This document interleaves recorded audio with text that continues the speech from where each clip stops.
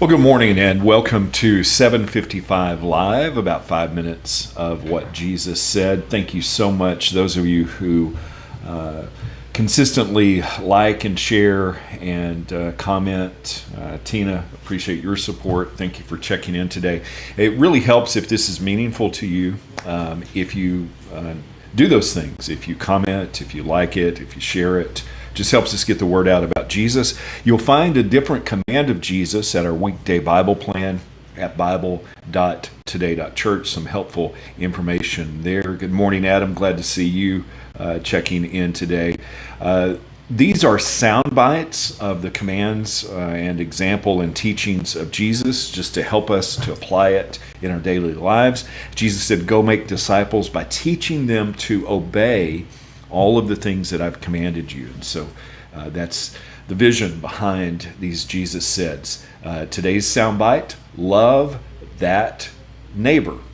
Carol, good to see you. Thank you. Appreciate your support as well. This comes from Matthew 22:39 through 40. Verse 34 says, "Now when the Pharisees heard that he had silenced the Sadducees, they assembled together." These were the two opposing religious groups of the day.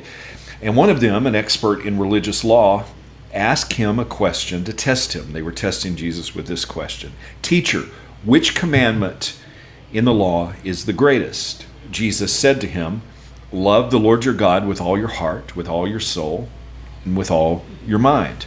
This is the first and greatest commandment.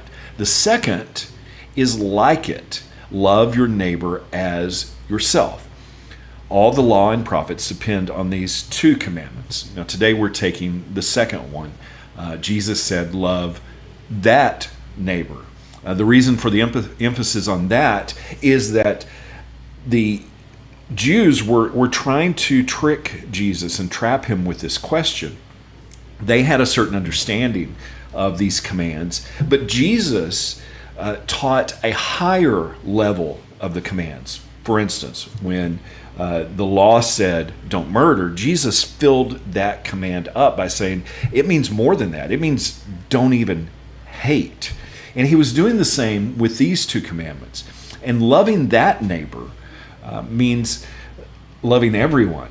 It's not just about the neighbors that we choose. Speaking of neighbors, I want to say hi to Jennifer and Malcolm also, who just checked in today. Thank you for joining us.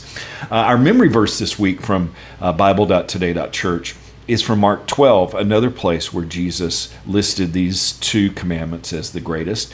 He does the same thing in Luke 10 and tells the story of the Good Samaritan when he's asked the question, "Who is my neighbor?" The context of the love your neighbor command is from Leviticus 19:18.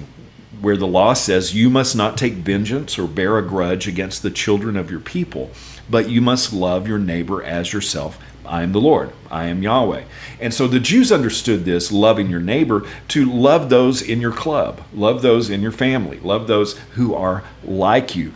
That was the cultural understanding. But Jesus filled this command up and showed us that our neighbor is more than just those that are like us.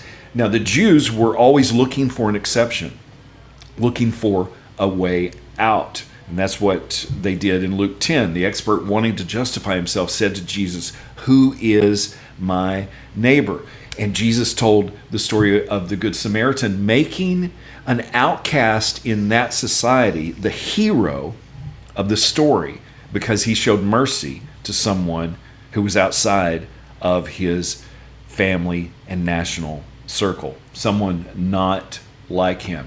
Jesus taught in Luke 6:31 through 32 to treat others in the same way you would want them to treat you.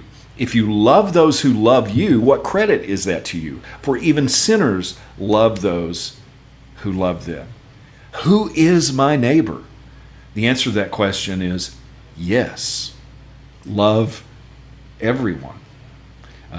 Everyone is our neighbor, not just the ones who are like us, not just the ones who are in our circle of culture and understanding, but love everyone.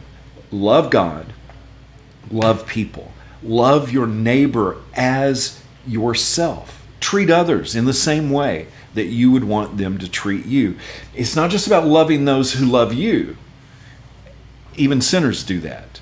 Loving your neighbor is about loving that neighbor, that one that you don't really want to love. Laying down our own desires and our own will and our own way to give others the kind of mercy and kindness that God gives us. Jesus said, love that neighbor.